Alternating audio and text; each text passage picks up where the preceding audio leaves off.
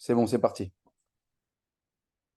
Alors, le Pérec Kaf, en fait, la semaine dernière, on a commencé Pérec Kaf Aleph et on a étudié l'un des archiconnus du Tanakh, l'épisode de Ahav, Navot, Israëli et Isével bat et Baal.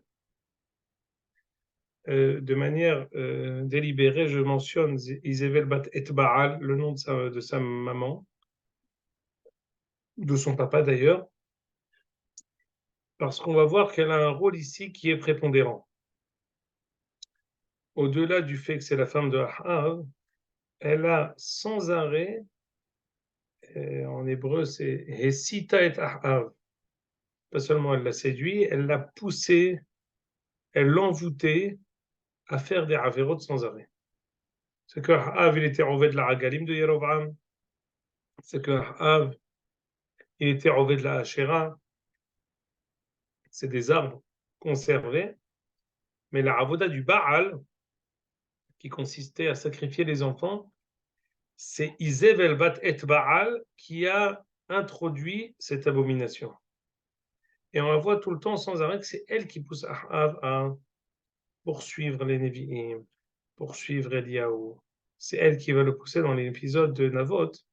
Ahav convoitait la vigne de Navot. Et finalement, il lui a dit non. Ahav, il est revenu bredouille. Ça s'est terminé comme ça. Isabelle lui dit, tu vas voir, je vais te donner, je vais te faire arriver, je vais t'attribuer, même par la force, elle te reviendra, cette vigne, ce terrain te reviendra envers et contre toi. On a dit la semaine dernière qu'elle a suborné des témoins, elle a fait des shakers qui ont témoigné à faux que Navot avait Hazve Shalom maudit Akadosh Baruch Hu et le Melech. Il a été Niskal Ba'avanim, il a été lapidé. Ragom Yergemuvo Kol Aeda, comme ce qu'il est mentionné dans la Torah. Il est mort. Ahav l'a hérité, soit en tant que roi, soit parce que il était son cousin. Et finalement, sur le coup, le prophète va voir Ahav pour lui dire c'est fini maintenant. Tu vas mourir et les chiens vont lécher le sang de ton corps qui tombera sur un char. C'est pas seulement il va mourir, mais c'est aussi une mort qui est misérable. Et dans l'être venu à être mangé, et que le reste de son corps et de son sang soit léché par les chiens, c'est la chose la plus déshonorante possible qu'on peut imaginer pour un Melech Israël. La semaine dernière, on avait étudié, hein, on avait dit, d'abord on avait terminé sur le fait, ou dans le désordre, que la raison pour laquelle ce terrain ne revenait pas à Av de droit en tant que roi, parce que le roi avait un droit ultime On a perdu de... Shimon? Allô? Allô, allô? Non, Non, on moi m'entend, hein. je t'entends, Nous Raph. aussi. Ouais, impeccable. Ah, c'était moi le problème. Pardon, c'était moi. C'est vrai, comment? Pardon. Donc disais-je que pourquoi il n'avait pas le droit donc de s'auto-attribuer cette vigne, même si le roi il peut prendre les biens de Ram Israël, comme ce qu'avait dit Shmuel à Ram Israël. On avait dit 4 à 5 tirotim, dont Tosfot Sanhedrin, Kafbet Amoudbet. On avait dit que si c'est pour faire la Avodah Zarah, il n'a pas ce droit. S'il veut s'attribuer à lui, il n'a pas ce droit. Il n'a ce droit que s'il veut le donner pour la nation, en tant qu'utilisation nationale. Si c'est un bien qui est de la famille, il ne peut pas se l'attribuer, que c'est un bien qui a été acheté. Si, et la dernière explication est très très importante, Ahav n'avait pas le titre de roi pour les préceptes du roi. Pourquoi? Parce qu'il était roi que sur les 10 Shevatim et pas par Akadosh Baruch. Et comme ce n'était pas un roi qui était sur tout Am Israël, et il n'a pas été nommé par un prophète, il n'avait pas les droits royaux qui lui donnaient le zéhout, qui lui donnaient le droit, cette prérogative de pouvoir confisquer des terrains pour ses propres fins. Maintenant, la question qu'on avait posée, c'était qui était Navot et pourquoi finalement c'est là, ce qu'on dit en hébreu, Akash, Sheshavar et Gavagamal. Pourquoi c'est la goutte d'eau qui a fait déborder le vase? Pourquoi finalement, on dit sans arrêt qu'il a dépassé de très loin Yerovam ben Nevat. Il a fait du mal comme personne n'a jamais fait. Et on voit qu'il n'a jamais été très méritant. Finalement, les poursuites avec Eliaou, le fait qu'il ait causé la sécheresse par le fait qu'il ne voulait pas faire Teshuvah, toutes ces choses-là, ça n'a pas réussi à faire pencher la balance en sa défaveur. La seule chose qui a fait pencher la balance en sa défaveur, c'est cet événement. On a essayé de répondre en disant une première réponse qui était ici, on a eu un. Sur ça, là, je commence à essayer de dire de nouvelles choses. Il a systématisé le mal. Il y a du mal qui est fait. On va dire, c'est comme si on dit préméditation.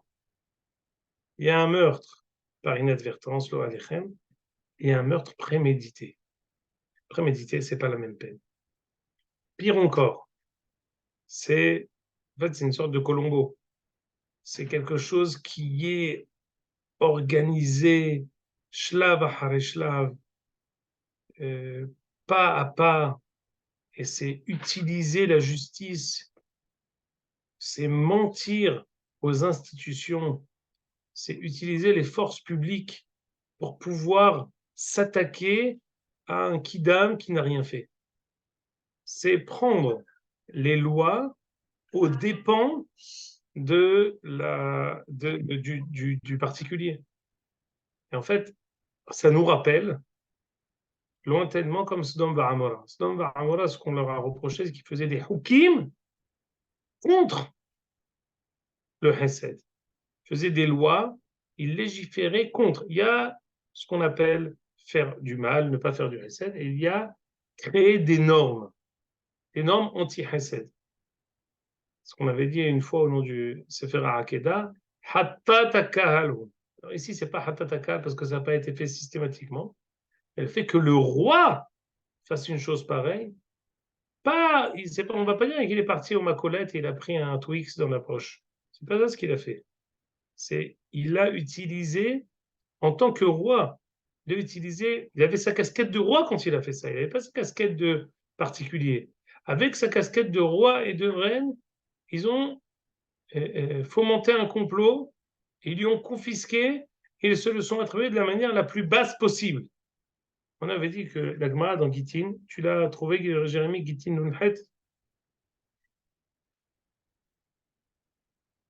Jérémie, tu es avec nous? Je crois qu'on a perdu Jérémy. Alors, attends, la souris bouge. Hazar l'Ithiya. J'ai un problème avec mon internet, j'ai raté ce que tu as dit, Shimon. Tu peux répéter? Je demande, est-ce que tu peux avoir Gittin Nunhet? Ken, tout de suite. Si tu veux, j'envoie à David, il rentre dans le réseau, il te sauve. À distance, bien sûr.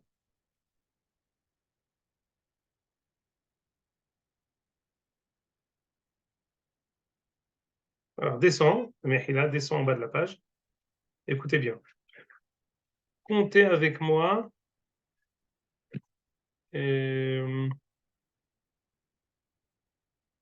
Environ 10 lignes. Amar Rav Yehuda, Amar Rav. Maïdirtiv.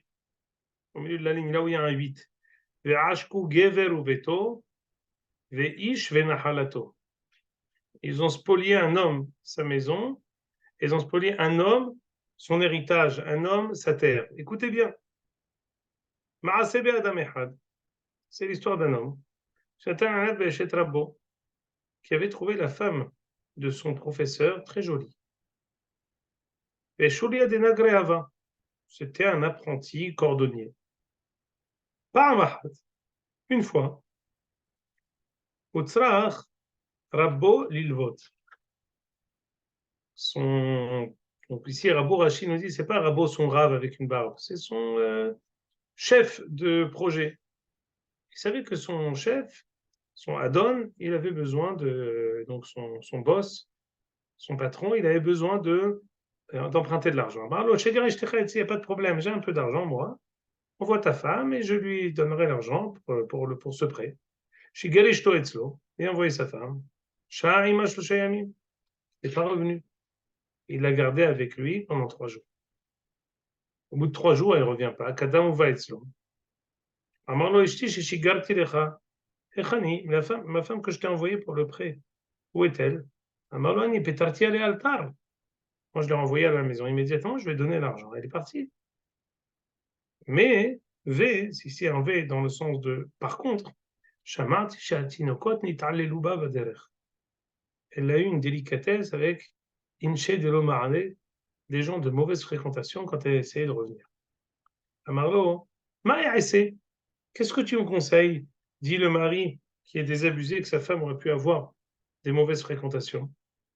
Amarlo, si tu m'écoutes, Garesha, divorce-la, elle t'est interdite. Amarlo, Ktubata Meruba.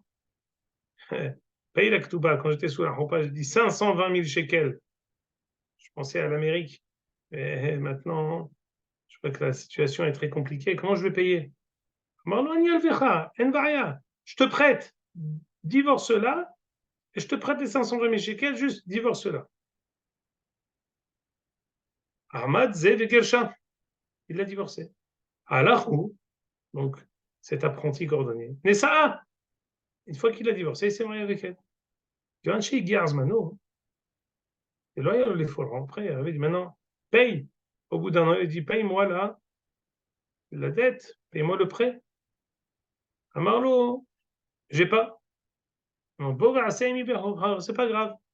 Tu peux pas me payer, alors travaille chez moi à la maison.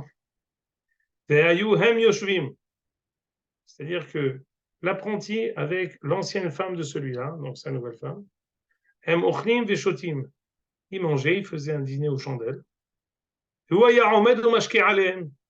ce mari-là, qui a été trompé, roulé dans la farine, c'était lui le serveur. Et pendant qu'il est servi, il pleurait. Et les larmes tombaient dans les verres qui les servaient.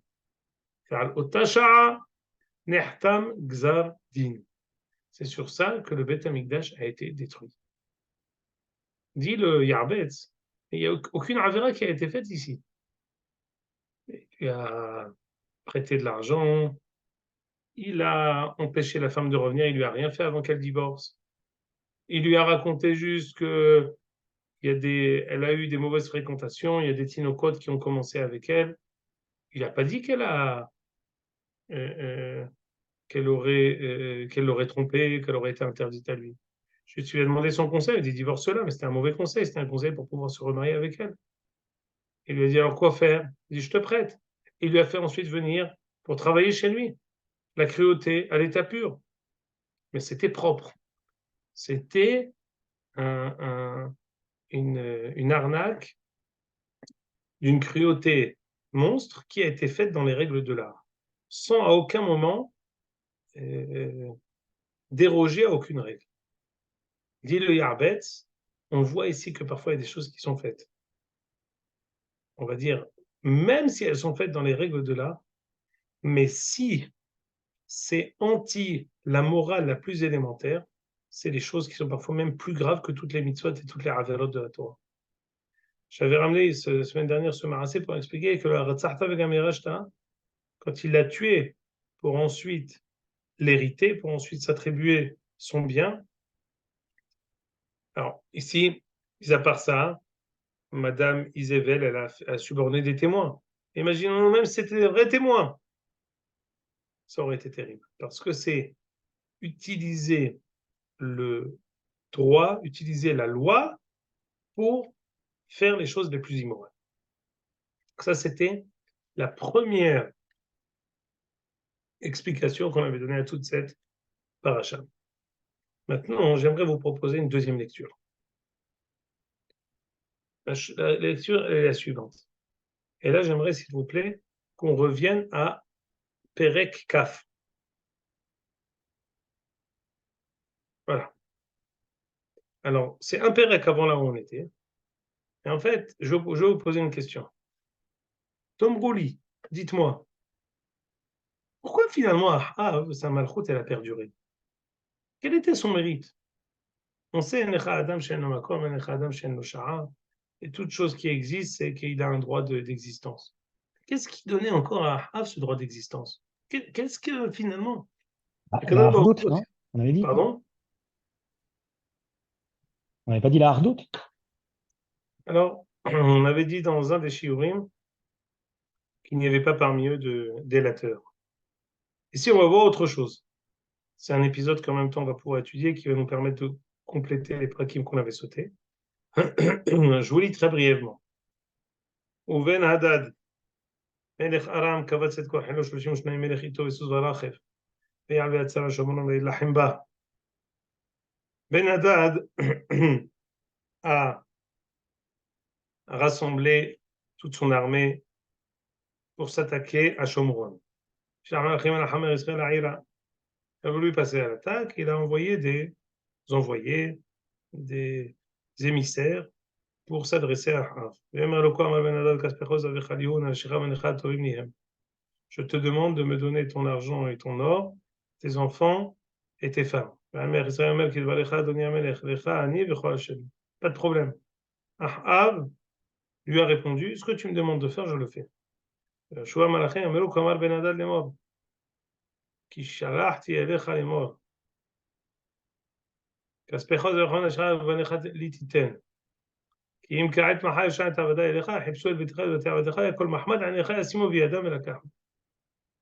d'accord, mes envoyés viendront pour prendre tout ce que je t'ai dit, mais ils vont demander encore quelque chose de nouveau. Kol mahmad ainecha yasimu biyadam. Non, mis à part ta femme, tes enfants, tes biens, kol mahmad ainecha. C'est quoi ce mahmad ainecha? Regardez la réponse de Ahav. ויקרא מלך ישראל לכל זקני הארץ ואמרו לדיעון ההוראו כי רעה זה מבקש כשהחן השם נדל כזבי לא מעצימנו ואמרו לו כל זקני נכונם אל תשמע ולא טובים. Si, d'abord il lui a dit oui Ahav à Ben Hadad, et après il lui a dit non. Il dit regardez ce que dit Rashi. Kol mahmad ainecha yasimu biyadam velakahu va'alo kol rishonim divrei hemdaem. En quoi les choses les plus chères que tu as, qu'est-ce qui peut être plus important de tout ce qui a été mentionné en haut?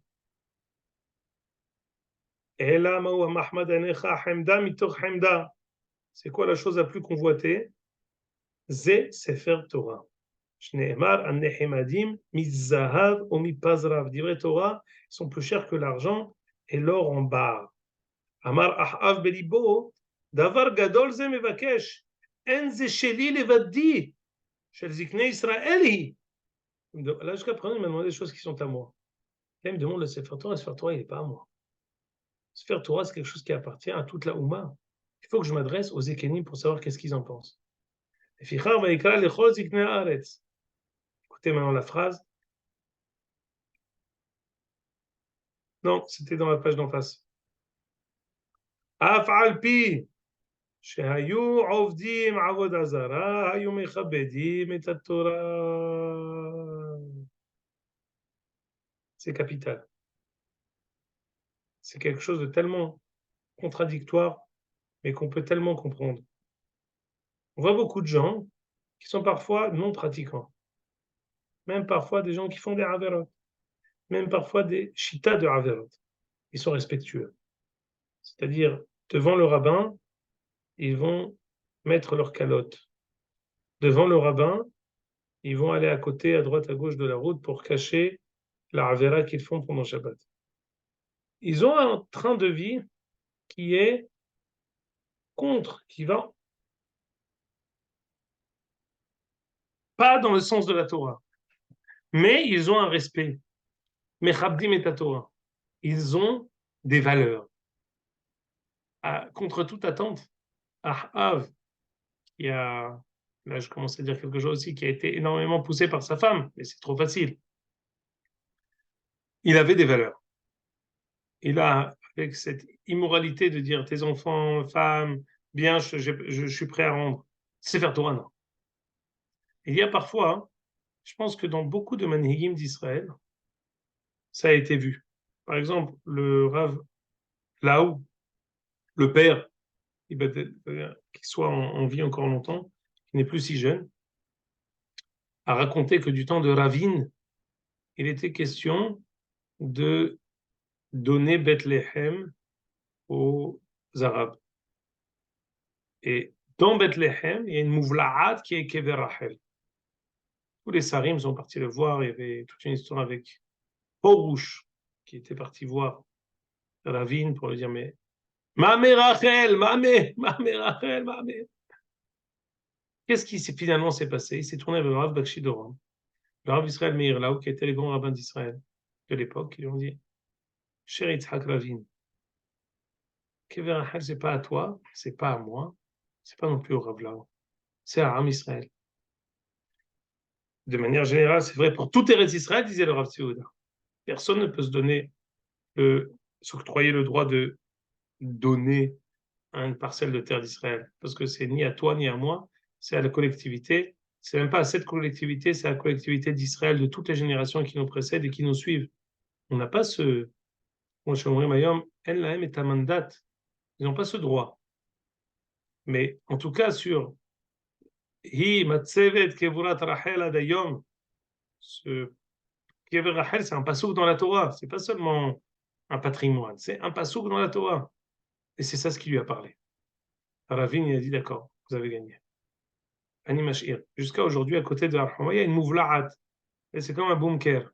À droite, à gauche, t'as l'impression que de l'autre côté, c'est une prison. Non, c'est Bethléem. Mais au milieu, il y a Kever Rachel qui est resté pour nous, qui est resté à nous. Tout ça pour dire que il peut y avoir parfois quelqu'un qui est profane, non pratiquant. Mais il a cette notion qui est les Nirset Son Barzel chez la Ouma. Les biens, le patrimoine de la nation. Et là, il s'agit du plus grand patrimoine de la nation qui est la Torah. Et Ahav, il avait cette considération. Donc ça, c'est un des droits, un des srout kiyum qu'avait Ahav de pouvoir perdurer, de ne pas être encore mis dans l'abîme de l'oubli. Mais oui. Une petite question. Pour reprendre ce qu'il a dit David tout à l'heure, on entend souvent, on a encore entendu, je ne saurais pas te dire de quel Mékorot il s'agit, que effectivement pendant le dor de Achav, il y avait beaucoup de Achdout, pas seulement chez Amlom Ayom et Katrigim Chadashenu, je m'amache Achdout Betoch Am Israël, et c'est un des srouyot pour lequel il a pu l'imloch 40 ans. D'où ça vient ça? Pourquoi on entend ça? Est-ce que tu pourrais nous éclairer? Alors, Bezrat Hashem, la semaine prochaine, je vous ferai une photocopie de. Il y a un Sefer Emabanim Semecha, on l'avait même ramené, Jérémy, quand tu n'étais pas là. On avait fait ça dans le shiur qu'on avait fait avec l'un des fidèles qui avait fait pour l'Azkara de son père. On avait photocopié ça. Et Bezrat, on avait ramené plusieurs choses, entre autres que son grand-père avait construit une ville. Panakrach, il a construit la ville de Shomron.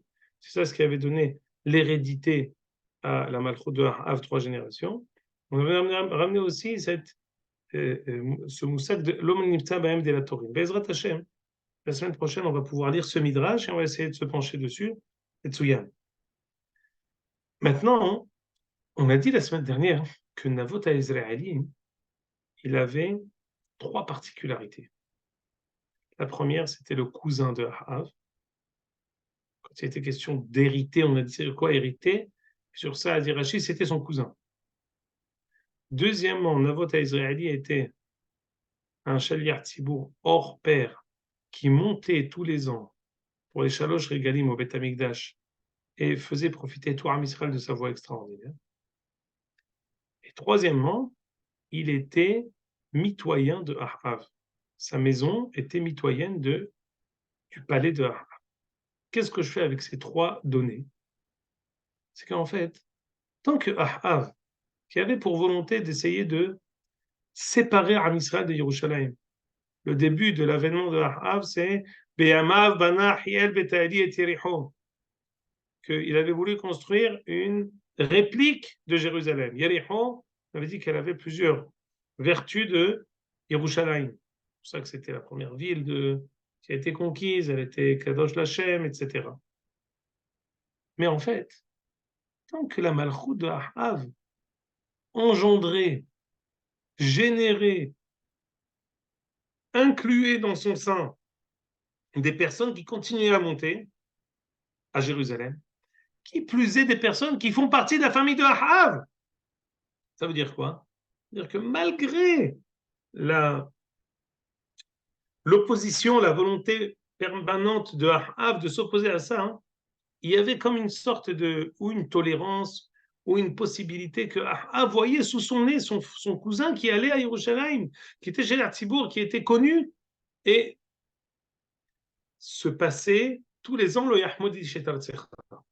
Personne ne convoitait, Ahav était comme pieds et poings liés. La bracha de Yerushalayim, parce que quand on entend cette bracha, que quand on monte au Shalosh Regalim, il n'arrivera rien à nos biens, hein, c'est comme les Asara Nissim qui se faisaient au Beth Amikdash. C'est le Teva qui s'élève. C'est la nature qui prend une nouvelle dimension.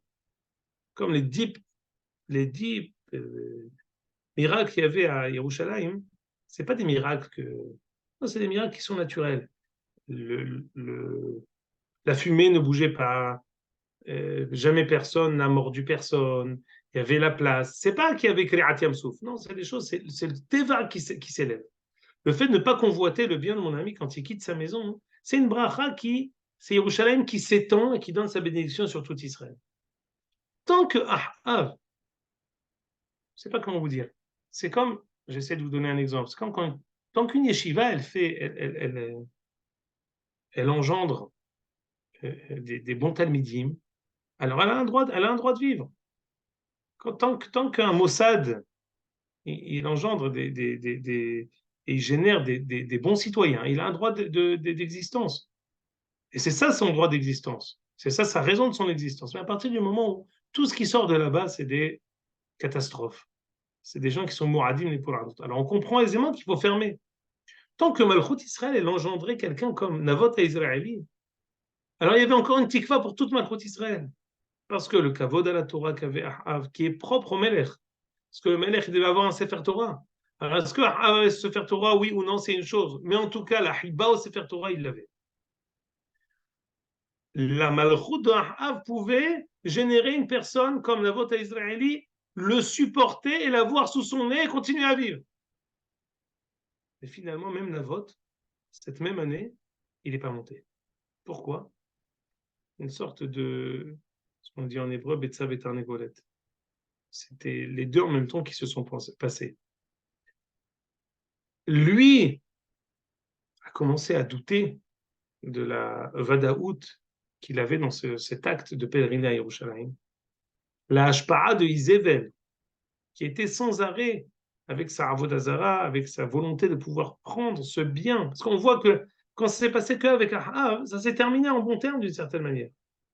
Quand Isével a rentré son nez, il a dit il faut le prendre pour faire Avodazara, c'est à ce moment-là que le bas a blessé. Ça veut dire quoi? Que d'une certaine manière, la malchoute de Ahav est arrivée à un tel point qu'elle ne peut même plus supporter une chose pareille. Elle a déraciné de son sein la capacité d'être attachée à Yerushalayim. Si la malchoute d'Israël, elle perd ça, c'est fini. Elle n'a plus le droit de vivre. C'est ça ce qui a perdu Ahav. Ahav, il a fait beaucoup de choses qui étaient positives, qui étaient même honorables, malgré ses avérotes. Mais à condition que les choses les plus importantes comme Yerushalayim, comme on va dire, la morale la plus élémentaire ne soit pas bafouée. Dès qu'on systématise la Avera, comme ce qu'on voit ici, il y a Aratzahta vegam yarashta, l'acte comment dire, d'hériter, c'est pérenniser le mal. Quand on veut pérenniser le mal, ça n'a plus le droit de continuer. Cette chose-là n'a plus le zrut kiyum. Lorsqu'on dit sheker en loraglaim, tout sheker qui existe, c'est parce qu'il a quelques pourcentages de vérité. Mais dès qu'il est 100% faux, il tombe. Ahav, il avait des pourcentages de vérité. La Hiba, la Torah, le fait d'engendrer un proche parent. C'est pour ça qu'il était un proche parent, c'était son cousin. C'est-à-dire que la Mishpaha de Ahav engendrait encore des personnes comme ça qui, même dans la Toum'a de Malchut Israël, étaient encore attachées entièrement à Yerushalayim, mais pas simplement, qui étaient des dirigeants de la montée à Yerushalayim. on peut continuer. Dès qu'il s'est détaché d'Yerushalayim, c'est fini. On a dit ça énormément de fois, hein, que toutes les galouillottes qu'il y a eu dans toute l'histoire d'Israël, que ce soit en Égypte, au temps du chasse, que ce soit en Allemagne, au temps des Xérot Tahvetat, il y a plus que 300 ans, que ce soit à Djerba ou au Yémen. Quand quelqu'un décide de ne pas venir à Jérusalem, il coupe le cordon ombilical duquel il tire sa vie. Le Emma Banim Semecha dit que la raison pour laquelle il y a eu toutes ces gézérotes à Worms, en Allemagne, c'est parce que Ezra, il y a 2000 ans, il avait demandé à Worms, en Allemagne, venez nous rejoindre pour construire le deuxième Beth Amikdash. Et eux lui ont répondu, nous siégerons et nous vivrons dans la petite Jérusalem, et vous construirez la grande Jérusalem. Quand quelqu'un arrête la Tzipi Alishua, c'est fini. Également, en Égypte, on sait qu'il y avait dans la Beth Knesset d'Alexandrie, quand on dit dans la Sechet Souka, il y avait 600 000 personnes, et plus encore. Pour répondre Amen, il y avait des drapeaux pour dire répondez Amen. Et de là-bas, finalement, on n'a rien eu. Ni une Braïta, ni une Tosefta, ni un Mefaresh, rien du tout. Après le chasse, il n'est rien sorti là-bas. C'est que de Babel qu'on avait quoi que ce soit, les Géonim. Et d'Égypte, on n'avait personne. Pourquoi? Nos dieux Sefer Emevanim Semecha, parce qu'ils ont construit un hôtel AUTEL à eux. Ils ont voulu faire un culte propre à eux-mêmes. Ils se sont détachés de Jérusalem. Se détacher de Jérusalem, c'est pas seulement une avéra de se détacher de Jérusalem. C'est couper la tzipia l'ishua, couper le merkaz arouhani de toute la Ouma. Couper le merkaz arouhani de toute la Ouma. Lorsque l'un des Rachel Mshala ont dit le côté la Maharabi, c'est un des endroits pour prier, c'est une histoire. C'est Aramat Yad Bamelech. C'est un sacrilège de dire une chose pareille. La Shekhinah, elle est à Jérusalem. L'acte de pèlerinage de Torah Israël, c'est à Jérusalem, au côté de la Maharabi. Et l'attente de tous les juifs du monde, c'est Yerushalayim. Ba'asherhem. C'est ça ce qui nous attache. Et c'est ça ce qui nous donne aussi la vie.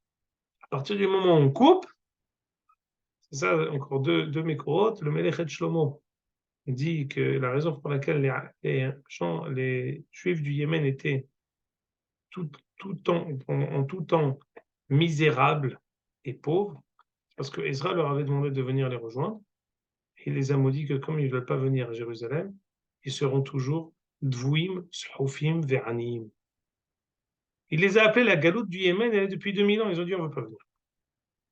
Également, à Djerba, Ezra leur a demandé de venir, ils n'ont pas voulu venir, il leur a dit vous n'aurez pas de Lévi'im parmi vous. Toutes ces choses-là, ça remonte à depuis 2000 ans. Quand on se coupe à cette Tzipiel Yeshua de monter à Jérusalem, ça nous coûte très cher. Et c'est ça ce qui s'est passé maintenant avec Ahav. Il n'a plus pu supporter l'attachement profond de son proche parent qui est avec une maison mitoyenne à la sienne, qui allait encore à Jérusalem. Pendant toutes ces années, il continuait. Mais à un moment, il n'a pas réussi. À cause de lui, à cause de sa femme, ce que vous voudrez. Matériellement, c'est ça ce qui lui a causé sa fin. Zé ma chère Tziti lo Marion. Si vous voulez poser une question, Juste une petite remarque, on a un travers Knesset aujourd'hui avec une grande kippa sur la tête, mais qui se revendique réformiste, qui a dit récemment que sur l'histoire du Kotel, etc., que lui n'attendait pas la construction du Beth Amikdash, que c'était bien comme c'était. Bien sûr, Jérémie, ça fait partie des fondements du réformisme. Les fondements des libéraux, de ceux qui en font la réforme, c'est d'enlever Yerushalayim de la Tfila. L'une des guerres les plus grandes du Hatam Sofer, donc ça remonte à 200 ans, avec les réformistes, c'était le fait qu'ils ont passé la prière en français, en allemand, peu importe, c'est une chose. Ça, on aurait pu supporter. C'est enlever et Tzemar Dayud Alecha Me'erat Atzmiah, Vetivne Yerushalayim Ira Kodesh, Baruch Ata Hashem Bonei Yerushalayim. toutes ces brachot-là, ils ont dit non, on continue à Berlin. C'est ça ce qui les a perdus. Donc exactement ce siman-là, ça peut paraître, bon, c'est pas grave, il peut être un bon juif, faire le Shabbos, et son limoud Torah, et ce que tu voudras, et il va à la choule, et il dit Git Shabbos, et c'est tout va bien. Non. Si tu arrêtes Yerushalayim, tu coupes le cordon ombilical. Dans un autre cadre, on peut faire un shiur entier pour expliquer une phrase du Rav Kook, Hatzipiya lishua hi sheyachzika otanu bagalut. Ce qui nous a gardé, préservé l'oxygène qu'on avait en galoute, c'est notre volonté permanente de revenir. C'est comme si je vous dis, le Alechem, c'est le drachat, c'est ce qu'on avait étudié à Tisha B'Av. Hayeta ke almana, velo almana mamash. Il nous a fait d'une telle manière qu'on attendait toujours de revenir. Comme quelqu'un que son mari est parti en voyage longtemps, il ne revient pas. Et je l'attends tout le temps. C'est pas comme quelqu'un que son mari, Hazve Shalom, est mort. Et il ne reviendra jamais. Non. Ki almana. On attend. On est tout le temps en attente. Même dans la détresse de la galoute, Allah nous a donné une bénédiction que jamais on n'oubliera Jérusalem. On est tout le temps en attente de vouloir revenir. On avait ramené le Midrash qui dit que Velo matzah yoda manoa ki im matzah lo haïta hozeret. Dans la détresse de la galoute, Allah nous a donné ce mérite de ne jamais se plaire en galoute. Parce que si on s'était plus en galoute, on ne serait jamais revenu. Donc, celui qui a envoyé la punition, Allah il a envoyé aussi le remède, qu'on n'est jamais à sa place. On a besoin parfois de gifles, parfois on a besoin de coups de massue, parfois on a besoin d'un uppercut, mais ça nous revient, ça nous éclate toujours à la figure. Am Israël Bagadot, Enam Bnei Mekomat. Pardon? Quand on appelle, je ne sais plus quelle ville, la petite Jérusalem, c'est très mauvais en fait. Ah oui, c'est classique, bien sûr. Constantine. Ah, voilà. Constantine, Meknes. Alors j'aimerais dire, la première petite Jérusalem que j'ai connue, moi, c'était Meknes. Ensuite, avec la connaissance de mon épouse, la sœur de Jérémie, c'était Sarcelles. Oui, je vous le donne en mille. La petite Jérusalem, Sarcelles. Et enfin, là, je viens de le découvrir avec Jérémie, Constantine. Mais le problème, c'est qu'elle a été déchue de son titre bien vite, Constantine, avec l'arrivée des Français, des Crémieux, qui est survenu bien avant l'arrivée des Français au Maroc. Mais en fait, c'est la même chose. Toutes ces petites Jérusalem, sauf âme, d'être déracinées, exactement, c'est une très bonne remarque. Sauf si on dit que c'est une petite Jérusalem pour exprimer l'amour de Jérusalem. Si on dit que c'est une petite Jérusalem, une réplique à la place, c'est pas bon. Petite Jérusalem comme là, on a essayé de faire quelque chose, mais en fait, libenu ve'enenu el Yerushalayim, c'est bien. Comme quand tu dis quelque chose qui est tellement important, alors je l'appelle Jérusalem parce que ça veut me rappeler le vrai Jérusalem. Mais sinon, effectivement, il faut modifier, il faut arriver au vrai Jérusalem, qui est Yerushalayim, Bet Hamikdash, Eretz Israël, Kol Ma'alim Yerushalayim. Moi, j'ai juste une question que je laisse ouverte pour plus tard, parce que c'est peut-être un autre sujet, j'en sais rien. Je me suis toujours posé la question pourquoi Achav, il a eu le mérite d'être appelé comme ça, d'avoir dans son nom les deux Ach et Av, les deux principaux termes de la patrie, de la fratrie, etc. Alors que c'était quand même un roi. On sait que les noms sont importants, Méphibosheth, etc. Que les noms. C'était un oncle marocain en fait. Son frère, son père. Enfin voilà, s'il y a quelque chose là-dessus, la prochaine. Exactement, je vais essayer de chercher. Alors, tu m'as laissé des devoirs pour le prochain Shio. Bezrat Hashem, je vais essayer de le faire. Nedaber Bezrat Hashem. Hazak ou Baruch. Hazak ou Baruch. Bye bye.